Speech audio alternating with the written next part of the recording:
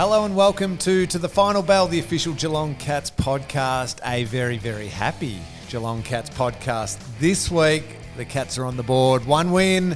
Forget about those 3 losses. It's all about the one win on Easter Monday against the Hawks. We're going to dive right into it very, very shortly. We're going to talk all about that third quarter.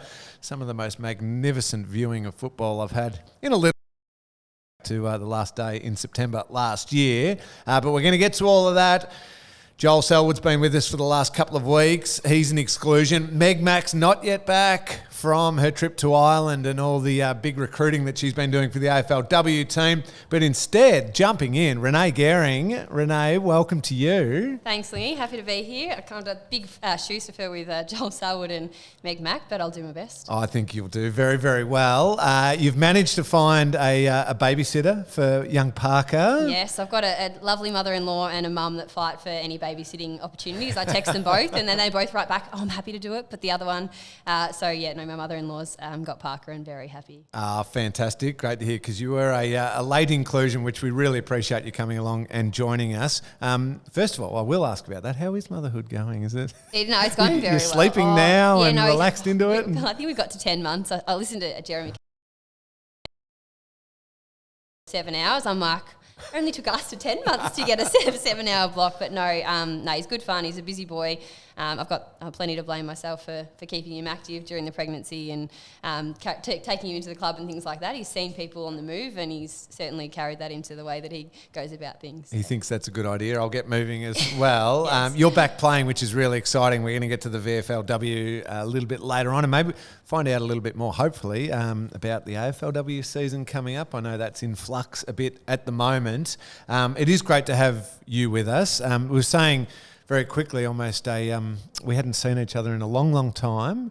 You were playing A-grade netball at St Mary's, just over the back here. At the same time, my wife was playing in the mighty D-grade netball. Hey, they were a very strong side, that D-grade, that year. and hey, I always got there to watch the girls and cheer them on. But no, Dodsy and I, we do go way back. I turned up to a few games, I'm sure. Dodsy claims that D-grade team was elite. I sort of beg to differ a little bit, but no, it was fantastic times. It's great to see you. Let's dive into the game yesterday. Geelong under a bit of pressure. Yes. Let's face it, they were 0-3 as the reigning premiers. I think it was the first reigning premier since 1976. Yeah, right. North Melbourne to be 0-3 to start the following season. Coming up against the old rivals, Hawthorn, on an Easter Monday clash. Last year, the same game, the Hawks got the win against the Cats. So there was a fair bit bubbling into this one. What were your feelings in that first half? I had moments of, oh no, here we go again. Yeah, look, I thinking coming in today and to talk about a loss, I was certainly a bit nervous about that. But I think, I was just those first few goals, I'm like, surely not. Looking at the boys and knowing it was all there, and we had we've got everything in place to play the way that we want to play as a football club, and it just wasn't clicking in those first few moments, was it? And it was the nerves bubbling that, this is not going to happen, is it? Yeah, and there were, and the nerves were quite rightly there, because I think even into the second quarter, Hawthorn were dominant around the ball. I think at one stage in the call, we brought it up where it was Hawthorn would double the contested possessions in the quarter to Geelong. I think it was 32-16 at that stage. Yeah. And I must admit, I thought, hang on a second, if that sort of number keeps that way, we're going to be in a little bit of trouble as this game progresses and those young Hawthorn legs, they can run on the back of that contested ball. But from the moment it turned in the third quarter, I thought the move of Tom Atkins, he'd been playing midfield in the first half, but he was the go-to in the first few stoppages, ball-ups in the third quarter. He just repeat efforts, just somehow got the ball going forward, and the Cats started getting on top in the clearances. Yeah, I think in that first half we were working really hard to get the ball, and as you said, those stoppages and the clearances we just weren't getting, and when we were moving it forward, we were just out of position, or we weren't getting into the right spots, and then come that third quarter, it just clicked, and you could just see multiple contributors, the vibe and the momentum just shifted our way, not by a lack of effort or anything like that, but just, started to happen, and you could certainly, I watched it from home, I think you were at the game. What was the vibe like in the... Well, it was pretty remarkable to see. There was definitely a shift in So the ball, we'd either get the clearance, Yes. fantastic, great when that happens, or the ball would spill 5, 6, 7 metres away, and that repeat outnumber, where in the first half I think Hawthorn had got across to that next one and cleaned it up. Yep. We were hunting after it, and we were winning that ball and then getting it forward, and you could feel every time it went inside forward 50, which ended up being, I think it was 22 times In that third quarter. in the third quarter to 1. Yeah. To Hawthorn. But every time it started getting pumped in there, though, you could see the young Hawthorn defenders just start going more reactive to their opponent and just stop with the awareness of, oh, now I should come across and help, I should do this, I should do that. And you can't help it as a young player when the ball's living in there. That was the big shift. And then it felt like from there, every even little half rushed kick would fall in Geelong's lap. Yeah, we didn't. It opened up the ground, and we had multiple options. Whereas in that first half, it felt like we were really, really working hard for it, and it just wasn't falling our way. And Hawks were there, as you say. When you watch a game like that, and this would have come through watching at home or at the ground, even in that first half where it wasn't quite clicking, it still felt like we had the best player on the field. And that was Jeremy Cameron. I mean, he lit things up in the second half, but even in the first half, which was a slog, he was still the best player on the field. He certainly was, and isn't he exciting to watch? Yeah. I think, he was, I think, in the commentary with like the one shining light in that first half, and obviously everyone was playing their roles and doing what they needed to do, but what he bring in that first half, but then continued into the second half, is exciting, and I think all the Cats fans out there are very, very glad that he's in the hoops, isn't he? What about that moment? Now I forget which quarter this was. So they were going towards the punt road end of the ground, Yes. and he took a mark on the wing, so interchange bench side, commentary box side, and switched it to the far side of the ground, the Shane Warne side of the ground. Just a big switch, almost backwards switch. And then it was almost like, here, I'll kick it to you and then just hang for a second and let me work my way down the ground and I'm going to arrive in the pack and I'll take the market. It was like your under 15 or under 16 footy where the really, really good player goes, here, I'll kick it to you and then just wait for me and I'll mark it inside 50 and kick a goal for you. Oh, absolutely. And like he does the work both ways. So we see him running up the ground defending in D50 up in the middle of the ground. I think he got one intercept and he was the receiver and back inside 50 again. And he's everywhere. And he does, I think there was another kick inside 50 that he did that he took that moment and then snapped it just into the right position and someone else took a mark just outside the goal square. So he's just got great vision and elite by foot. So he's elite by foot with his field kicking, isn't he? Yeah, that one you're talking about where he wound up, he was going to go the big snap over the shoulder and then the last second just checked it down. Nice simple goal to the team. Yeah. Great play. And it made it look easy, but that's a difficult thing to do, change mid-kick. Definitely. Some of the other positives, obviously having Mitch Duncan back, huge positive, just did what Mitch does, and that is just find the footy at will. I think 14 marks or 35 touches or whatever it might have been. All the stats are on here. Thank you very much, Troy. 31 disposals, 14 marks for Mitch Duncan. Superb, him coming back. But I think some of the other players who, they won't mind me saying this, have struggled in the first 3 rounds to reach their very best form. It's not through a lack of hard work. They just haven't quite had the touch and their usual impact. We're working a million miles an hour in the first half, still doing all the hard things, and it still wasn't quite happening, but they got rolling in that third quarter. Paddy Dangerfield, I thought, was that type of player. He really got rolling. Cam Guthrie, who'd missed a couple of kicks and was a bit scrappy at times, he got rolling. Tyson Stengel, who's working flat out in that forward line, he then started getting a little bit of a reward. That's got to boost their confidence going forward now. Oh, absolutely. And you say it's not lack of effort, and I think Chris Scott said that over the last few weeks. It's not players not putting in the effort and playing the role that they want to play. It's actually, once you get the ball going your way and you get the ball moving and through attack, you're starting to bring people into the game. And we saw Gary Rowan yesterday. I don't think in terms of disposals he was the highest on the ground, but his pressure and things like that around the ground then caused turnovers, which then put the ball back in our hands. And then bring players into the game. Does it come through the TV when you're watching really clearly just how fast Gary Rowan is with his closing speed? Because I got home from working at the game and my middle son, Henry, said, gee, Gary Rowan's fast, isn't he? Yeah. And I thought, that's maybe something only you noticed at the ground.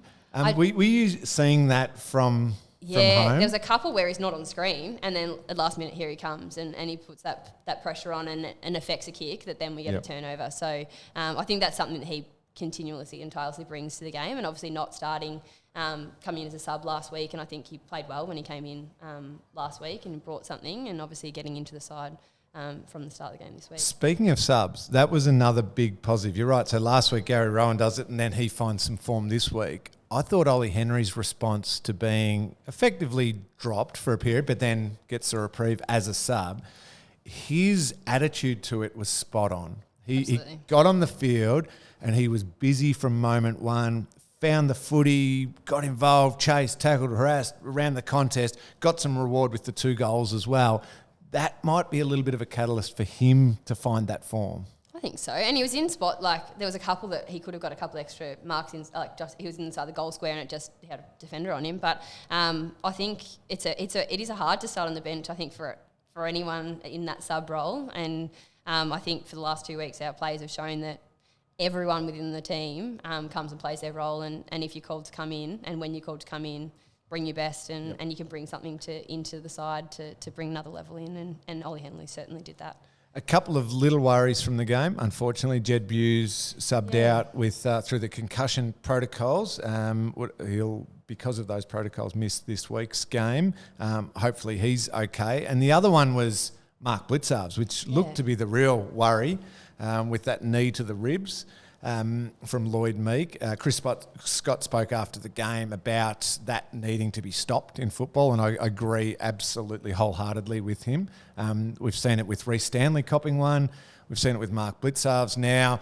And you get accused sometimes of being too, well, you're only saying it because of they're Geelong players who've been hurt. I was saying it last year where Mason Cox started doing it for Collingwood, and there were times where he hadn't got off the ground and lifted his knee, and the risk to players getting hurt badly is too high there. Hopefully out of this, the AFL go even harder again, after having sent a memo around a couple of weeks ago, that type of action isn't okay in football and needs to stop. But great to see that Blitz was able to come back on the ground. Oh, so good. And look, we look at rib injuries and impact that it could have to lungs and things like that.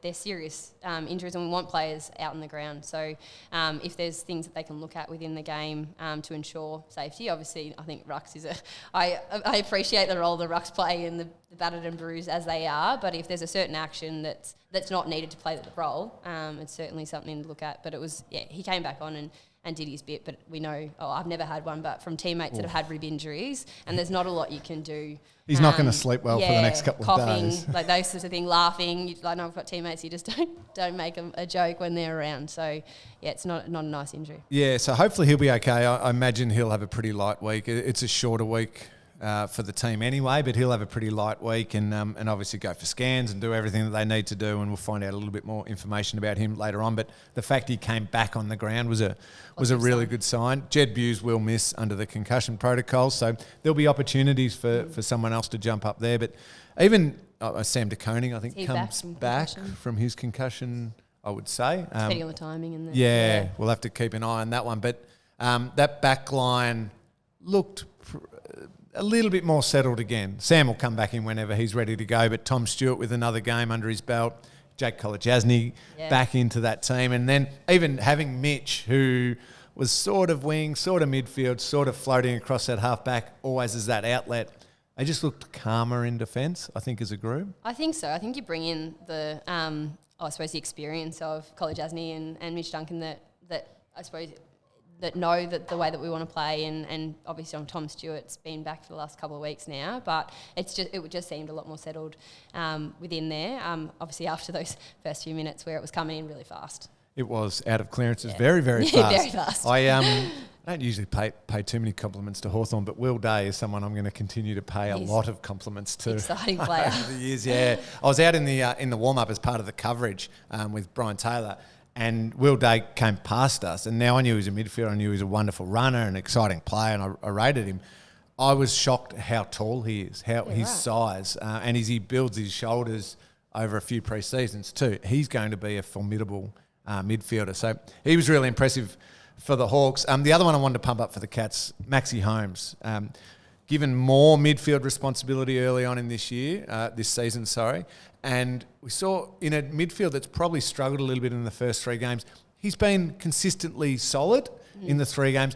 I reckon he got real genuine reward for all the work that he's done in the first 3 games. Yesterday, he was able to actually get on the end of it and see that run and found a heap of the footy he was brilliant, I thought. Good runner. And I think it's his second and third effort. Like he doesn't just go for that first effort, it's the second and the third, and then gets the ball, whether it's himself or to one of his teammates, and helps us get it out. So, no, he did very well yesterday. So the Cats are 1-3.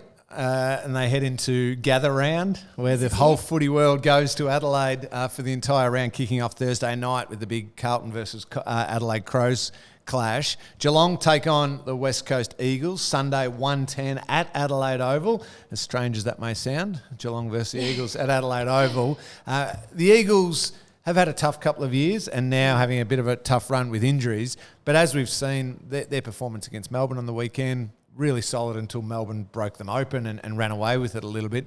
Geelong, again, are going to have to be at their best again. I think the competition now is too good. It's too even. There's just too much talent running around to think that you can just cruise through a game ever. Despite what West Coast have been through over the last couple of years, the Cats are going to have to be good to knock off West Coast. Absolutely. I think, again, I was listening to Chris Scott speak and he said that the competition is elite and you have to bring your best footy every week. Otherwise, it's not a ladder position thing that you look at and you're like, oh, we're playing a bottom team. Every team within the competition can beat you on any given day if you're not bringing your best. So I certainly think the way that the team will approach win or loss yesterday, they'll be going into this game knowing that and thinking about the way that they need to be playing to get over the line against West Coast in Adelaide. Yeah, in Adelaide. And a couple of those players who may make the journey, the VFL didn't play great football, I must admit. It was terrific to have the curtain raiser at the MCG before the senior game, and I loved being able to sit there and watch and keep an eye on a couple of players. And we'll get to some fan questions soon, Renee, where there's 1 or 2 younger players who are asked about. But watching Tanner Bruin respond really well to having been dropped. He had 34 disposals in the loss to Box Hill. And also Sam Simpson. Saw him moving at times really well. I had it 25 times, but those moments I watched yesterday were those same signs of him a couple of years ago, pre all the horrible injury run and head knock run that he's had, where he just buy himself space when there was none there, and he'd just find a really nice target through some beautiful skills and all that. So a couple of really good signs from players who could potentially come in for Jed Buse. I know they're not quite like for like because Jed being a defender, but there's a couple of players there who are knocking on the door and saying, hey, if anyone slips up, I'll be ready to go. Yeah, and I think that's what every side wants, isn't it? The depth that you've got players performing in the VFL that are ready to go, and keep the players in the AFL obviously doing what they need to do, and obviously you don't want injuries happening, but we've got players there that can step in, and I think we've got the flexibility in a number of our players that can play in that backline role or in the midfield. There's not every side, I think, that have that flexibility, and we've got a number of players that can do that over the past few years that have played a bit of backline, bit of midfield, and potentially that opens up a spot for one of those boys or who knows what Chris Scott's thinking. Yeah, but you're right. You need that flexibility because it can't be an injury happens and that's the end of the world because nobody else can take that spot. You need players who are able to adapt. Unfortunately, they did go down by 55 points to Box Hill, as I said. But the good news is in the VFLW, which you know very, very well, the Cats had a massive win, 78-2 against Darebin there. So a nice big win. You played. I did play, yeah. How's the body this morning? All good? It was on Saturday. It was on Saturday, so I've had a couple of days, but it was actually, it wasn't too much of a contested game given the one-sided scoring for majority of the game. And look, we were out at Deakin University, which is a large ground to get around on, especially with 16 players. So no, it was quite open, and thankfully we had it was a lot of one-way running. So I think I did a couple of Ks less than the week before. So no, feeling pretty good today. But it was great to see the girls be able to put some big scores on those. It's amazing how much easier that running is when it's running in that right direction. Way. Yeah, absolutely. It's always a lot faster. Yes. I'm curious though. So The AFLW season, the pre-season and the season hasn't been locked in yet as the CBA progresses. You're playing, though, in the VFLW. Chloe Shear's playing in the VFLW. Yes. A few experienced AFLW players playing. Why? Ahead of potentially a season starting who knows when? Yes. No, not everyone. So for myself, I didn't play any AFLW in 2022, having Parker and the side was playing really well in that back end when I got myself up and training. So for me, it's getting some game time and getting back into footy. For Chloe, there's aspects of her game that she wants to work on. She played midfield yesterday in the AFLW. She's predominantly a forward. So getting some opportunities in there. I don't know how many games she'll play in the VFL, but for her, there's coach approved. She's getting in some game time. There's other players that again didn't have as many games in the AFLW through 2022. So getting some game time in them is really important. There's a cap, so you can only have 10 players, I think it is, playing any given time. And some sides, like Darabin, I don't think had any AFLW yesterday. Some sides play some don't. And it's just an opportunity if you want to get some game time in, because during the season it's a bit more challenging. That we had some scratch matches here and there throughout the season, but the timing with them not aligning makes it a bit more challenging. We had the draft last week, and the Cats had the number one pick. Erin Hoare, again, talking about the St Mary's netball connection. She was part of that netball team that you played in many, many years ago. Number one draft pick. Hasn't played footy for a little while. She headed overseas. She's very, very smart, Erin, isn't she? She's very intelligent. You have a conversation with her. I sat down and actually had an interview with her last week, and you could just sit and listen to her all day. Sometimes she throws out words that I might look that one up later, but no, she's very intelligent but very modest. And because she'd gone over to the UK, is it for work? But she'd also previously been to go to Oxford, hadn't she? When she was younger. Study. Yeah, so she's an amazing area of, like, she's in psychology and she's done a PhD and. She's an amazing individual and obviously brings a lot to the team off the field with the way that she looks at things and analyses things. She's working at the AFL, but outside of that on the footy field, she's she's a very tall player, and what she did in the ruck for us in 2019, and she was at Melbourne prior to that. She's still, I think, the tallest player that's ever played AFLW, so that's an exciting prospect to get that ball out to the likes of our midfield. Will she play any VFLW games to get back into it, or do you reckon just hit the potentially? I think it'll depend on our pre-season timing, where she's at. She's got a 5-month-old, I think Connor is now, so getting her back conditioned and so forth, and obviously weighing up the pre-season timing and training and what that looks like, and then also the VFL. So that'll run through our pre-season. So depending on what the coaches think she needs at that point in time. When will we know when the season starts? What's that looking like? I think they're hoping to lock in a pre-season and our timing soon. I think in the next little while. They've said, I think pre-season hopefully will be in May, and starting by the end of May, and then the season aiming for August. But it kind of comes down to how many games are in the season and how many weeks the pre-season is as to when it all starts. So everything tries to wind up by Christmas time so people get a solid break, and I think that's been a really beneficial thing for all the players and the staff that have had a big few years of balancing both AFL and AFLW. So hopefully we'll know soon. But the girls we've got optional sessions and social sessions for our girls at the moment, so everyone's staying connected, but everyone's eager to get into it, I think. To have some real clarity about when they're going to start training and start playing, I'd imagine. That's a big one. But yeah, it was a terrific result on Saturday, knocking off Darabin by a big margin, 76-point win there. Let's take a break because, Renee, I want to get to some questions. We have a heap of our wonderful listeners send in questions all the time. We love the questions coming in, so please do keep sending them. I always promise that I'm going to get to as many as I possibly can every week. Yes. But then I always love talking about all the questions, so I end up talking too much. But I will get to as many of those questions that have been sent in as I possibly can. But let's take a break first. Welcome back. It is great to have you with us on To the Final Bell, the official Geelong Cats podcast. I'm here with Renee Garing. We're talking all things Cats, of course, and we're going to get to your questions. Before we do, though, Renee, I got a little stat for you. Yes, love a stat. I've just been fed. Oh, yeah. I'd love to claim that I did the research, but it's a celebration of the great Tom Hawkins. So this game, coming up against West Coast in Adelaide at the Adelaide Oval, will be Tom Hawkins' 332nd game, which will tie Corey Enright for the second most games played at the Geelong Cats, which will be a wonderful achievement. Obviously, beyond that, he will move into outright second place on the games tally. His great mate, his wonderful friend Joel Selwood is number 1 on 355 games. So what's that, 23? Is he going to catch, Sel?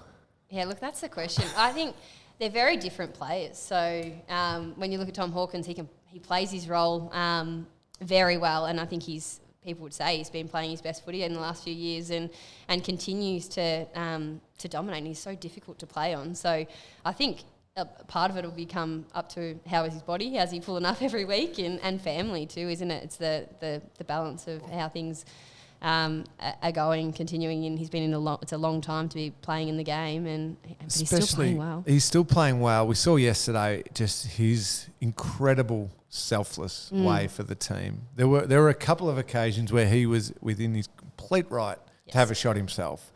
He'd taken a mark, great mark, 30-odd out, straight in front, go back, full forwards kick those every single time, or have a shot every single time. Instead, Tyson Stengel's there, gives it, it's a goal. It's a little thing, and I was pleased Brian Taylor in the commentary for Channel 7 brought it up, that's Tom Hawkins sensing that his teammate, Tyson, a younger player, just almost needs that little bit of reward for all he's doing. Because Tyson Stengel, I've been watching him now each week that the Cats play. He is doing as much running and as much work as he did last year. Yes. The ball was going his way at times last year, and he was finding that reward. He has an All-Australian season. In the first 3 rounds, he doesn't have the goals on the board just because in that small forward role, it doesn't end up in your hands sometimes. No, it's a very difficult role to play. And Tom, I reckon, sensed that and just gave him that extra. So he has 2 goals, Tyson Stengel. And so you just feel better about yourself as a small forward going, oh, yeah, all that work I'm doing, it's going to break. It's going to break for me, and I get rolling again. That's Tom's beautiful way. Yeah. So it's not just the great play that he does, it's what he brings to this team. Oh, it is, isn't it? I think player and person, and he doesn't. It's not just a once-off with that, is it? Like we often see it. Sometimes I hold my breath a little bit, and I'm like, they better kick the goal, hopefully, otherwise he'll be kicking himself. But no, he certainly brings, and that's that whole bring people into the game. If the more people on the ground that you've got kicking goals and feeling like they're contributing and getting a reward for effort.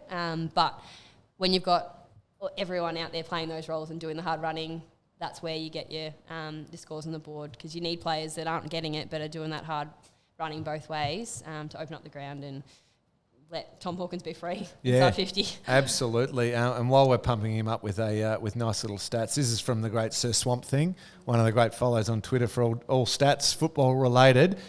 Wins in VFL/AFL games on Easter weekend. The most now. Outright with 13 is Tom Hawkins. Right. He overtook Gary Ablett Jr. and his great mate Joel Selwood, who were on 12.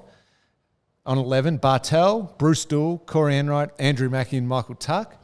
And on 10, Mitch Duncan's moved up to that position with Dustin Fletcher, Scotty Lucas, Roger Merritt and Nick Rewalt, and then a whole bunch of players have all had 1, 2, 3, etc. But Tommy Hawkins, 13 wins on Easter weekend.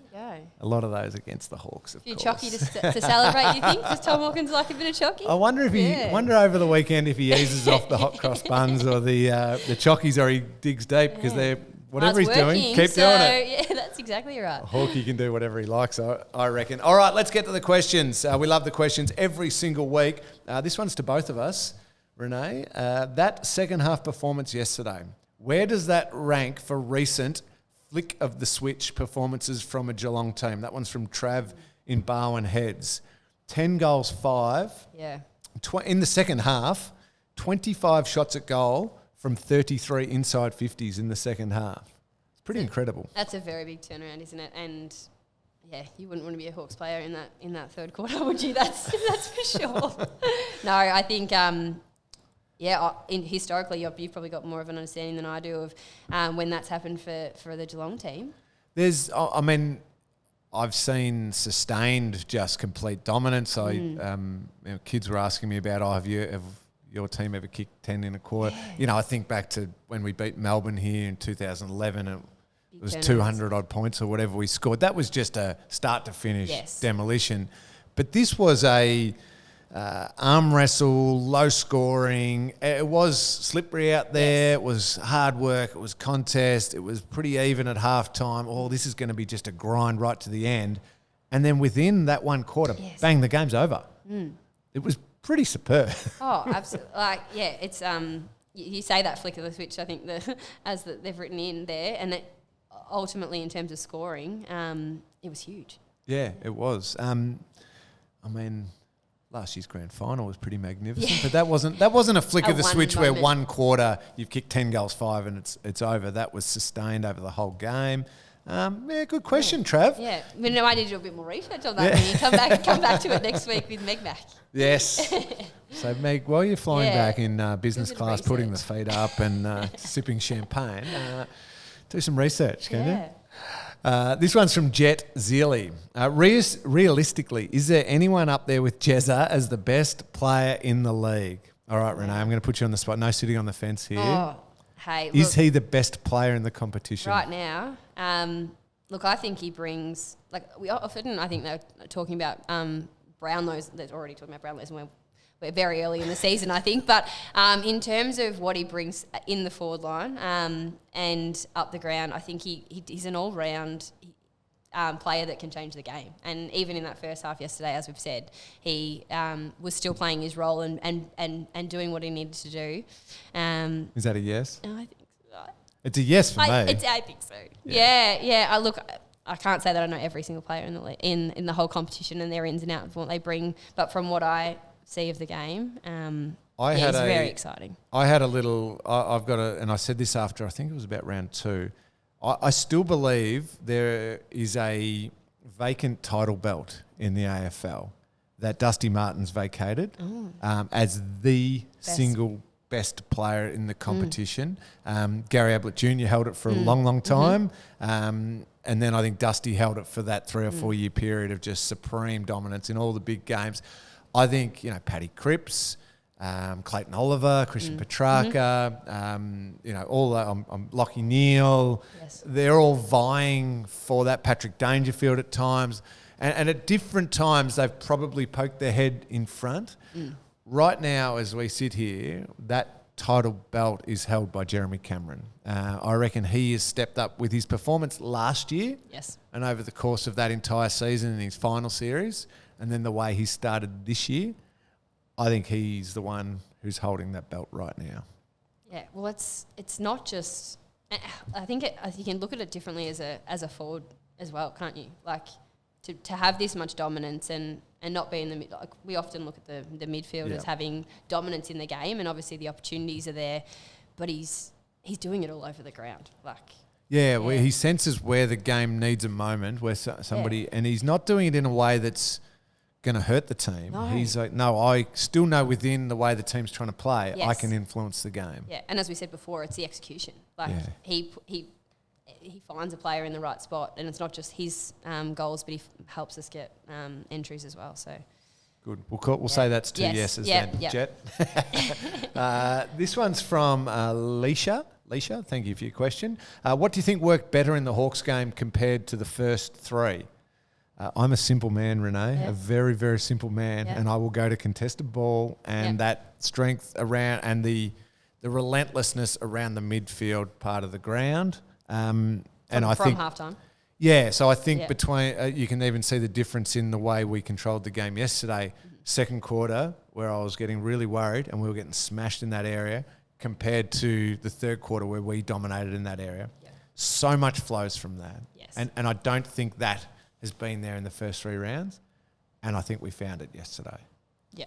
Oh, look, I'd agree. And I think the flow on from that is the entries you get inside 50. I think the previous few games we've found it really we haven't got into great spots, and it's been hard work to get that scoreboard pressure and to get it inside 50 and bringing multiple contributors onto the scoreboard. So when we're getting the ball around the contest, then it all flows from there. So completely agree. Well, that might flow into the next question. This one's for you, Anna Ballaward. I hope I pronounced that right, Anna. Her question is, what do you think changed for the Cats in the second half attack-wise? The way it's coming out. The way it's coming, Yeah. Like I think from, like you're saying, Tommy Atkins and the numbers that we were getting around a contest, so not just at the clearance, but the flow on from there, having first to the ball, then obviously that leads into your attack line, and you're going to get better entries, you're going to have numbers there supporting the ball.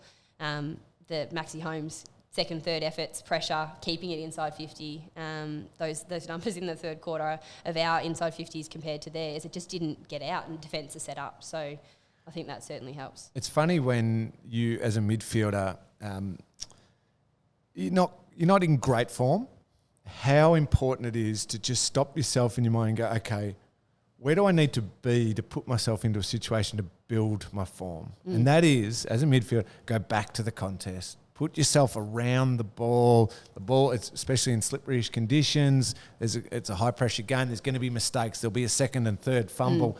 By staying around the contest and outnumbering that contest, you put yourself in a situation to be involved in the game. And I mean, Cam Guthrie's probably the perfect example. I think he's been scratchy to start the year. I think he's, even missing a couple of kicks yesterday in the first. You could see he's not quite firing, but he, in that second half, put himself back around the ball. He was coming back and outnumbering. He has a game high 11 tackles. And that got his form rolling. He's laying those tackles. There's a spillage. Then he picks it up and then he gives a hand. And then he's in the game. Yes. And then he's away and then he starts rolling from there. I think Danger's the same thing. Well, Paddy has 10 clearances by being back around the contest and understanding, fix that area of the ground up first and then the game starts flowing from there. And it's amazing how you get on the end of some nice running chains of handballs, having fixed up that area first and foremost. Yeah. And we're not rushing it forward. Like, you're not rushing it forward. You're then finding a Tommy Hawkins or, our forwards can go to work. Our high forwards can then get back to the ball because they've had more time potentially to get involved. So, all right, this one's from Dom Phillips. Thank you for your question, Dom. And relates to one of the young players, top draft pick in last year's draft for the Cats. When do you think Jai Clark will get a game?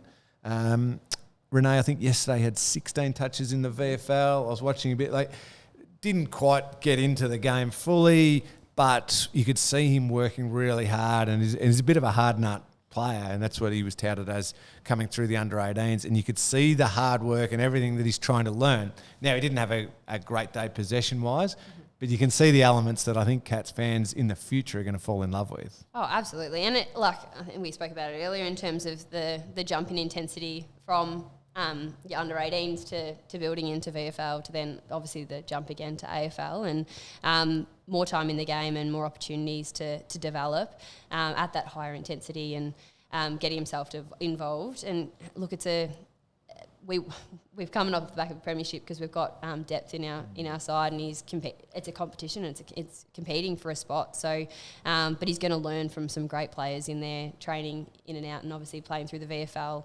Some of the boys that are coming back into the VFL that he can play alongside and learn from as well. And that's going to be a real strength there, isn't it? They don't have to rush him in. Think, we've got to get him game straight away because we're struggling, and he's got to be the future. We've got to sell him as the future to the fans. No. Do your apprenticeship with your training with the VFL, and then when you get your opportunity at AFL, you're more ready. Absolutely, to go. I think that's what I think every side would love that opportunity to do so. The more players you've got ready to go, again in those circumstances where you've got injuries or you've got players that aren't playing to their potential, that you can adjust and try something new and give guys a go.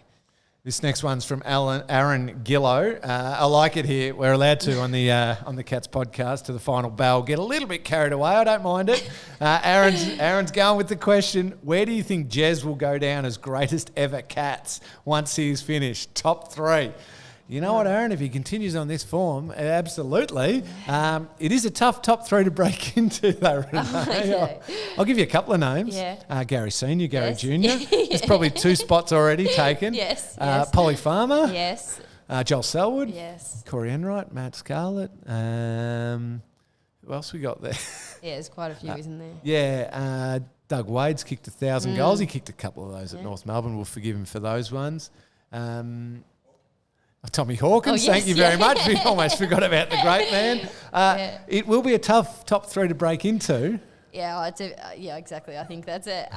You need to go to the experts of the Geelong Cats and the history, the Bob Gartlands of the world. I'm sure there would be some big conversations about that. But if he continues to play the way that he is and bringing what he is to the game, he might be knocking on the door. It's funny. There's the top 3 is almost sealed, but that's to dismiss people who've had remote. Yes. in my eyes and through my childhood eyes and growing up, and just nobody will ever beat Gary Senior for what the highlights he could bring. But I also freely admit Gary Junior was a better all-round player than his dad. But Gary Senior did things that I still shake my head at. Yes. I mean, that game, we were talking on Channel 7 a couple of weeks ago when he kicked. We were talking about players who'd kicked 14 goals at the MCG. Yeah. He kicked 14 goals 7 against Essendon himself, and they lost the game. I think I heard that. Remarkable things that he could do. He'd kick 8 goals off a wing, or he'd just do those things. So nobody will ever top that in my mind. But then I talk to my dad and people of that vintage, and they say, well, nobody will ever top Polly Farmer. Yeah, I've heard that too, actually. And more recently, how do you top Tom Hawkins? How do you top Gary Jr.? And it depends how you define greatest ever too. Like very different, different eras, different roles, different style of game. It was a different game, really, so wasn't it? You almost should pick greatest of generations. Yeah. And it's to go to the NBA for just a second. Yeah. Who's better out of LeBron James and Michael Jordan? Well, Michael Jordan will always be in my eyes because I watched him when I was growing up. But the modern people say, well, it's got to be LeBron. And probably both are right. In different eras and more 3 points. I know I'm getting onto basketball there, but it's the same with footy. The whole game has changed. We're not going to see a player, mind you, Jez is going to go a long way towards doing it this year. We're probably not going to see a player kick 135 goals in a season or whatever Gary Senior kicked. But within this type of game that we have now is a 85-goal season, a 90-goal season, which would be phenomenal, as good as a 120-goal season of 15, 20 years ago. Yeah. I don't know. So I know that's a long-winded way of answering that one, Aaron, but I think what you can understand is both Renee and I love him. Yes. And if he continues on this form, he can fit in that conversation nicely. But it is a tough top three to break into. It's a very tough top three, which is a great thing for the club, isn't it? It's we've had some stars. It is. We better finish up there. I've got a heap more questions I could ask, and apologies to those I didn't get to. Please keep them coming in. Keep sending. We love your questions. We love your interaction. Apologies for anyone who does send them in and I don't get to ask them. Blame me completely because our wonderful crew here, producers, they put all the questions down to me and then I waffle on and on and on about them and I don't get to all of them. So please keep them coming in. Sunday's the day, 1:10 Adelaide Oval, Geelong and West Coast. On paper, looks like it should be a good win and the Cats are 2-3. But we will watch with bated breath. We can keep that second half football going from the weekend and get the season really rolling from here. Yeah, I think that they've had that feeling of what it feels like to get those scores on the board and for it to be happening the way it was on the weekend, and they certainly won't want to go back to that first quarter. Absolutely. Thank you so much for your late inclusion and everything that you've brought, Renee. It's great to have you with us.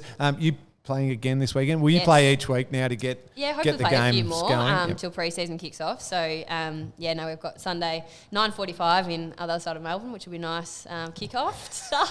That's a nice early one. It's a nice early morning. No, but it'll be great. Southern Saints, so they're a really good side. So do you just say, listen, sorry, I've got to go. You've got Parker. It's all good. Like I'm out of here. No, it'll be in the morning. So I thought maybe you could stay the night before up in Melbourne and just have the place to yourself. I think you'll sleep better at home, but it'll certainly be an early start for the day. Oh no, don't take him with you. Just head up to Melbourne yourself. Get a nice. I probably will actually. Big sleep and basically, any chance I get to duck off and have a sleep. Nicole Doddsy will kill me for saying that. Yeah. Great to have you with us. Good luck then on the weekend. Appreciate that. Hopefully is Meg Mac definitely back next week? We think so. Big things, Meg Mac. You might get another late call up if Meg decides she's got jet lag and can't make it. But if not, thank you so much for helping us out. Thank you. It's been great to be here and good to chat all things Geelong. It's always good to talk things Geelong. We will be back next week, hopefully with Meg, maybe with Renee. Who knows? We like to stay flexible. Yes, love that. As you said, with all the players that take part for the Cats, always flexible and can play any role. We'll be back next week, hopefully talking about a Cats victory. Sunday 1:10 Adelaide Oval versus the West Coast Eagles. Thank you so much for listening. Thank you for your questions. We'll be back next week.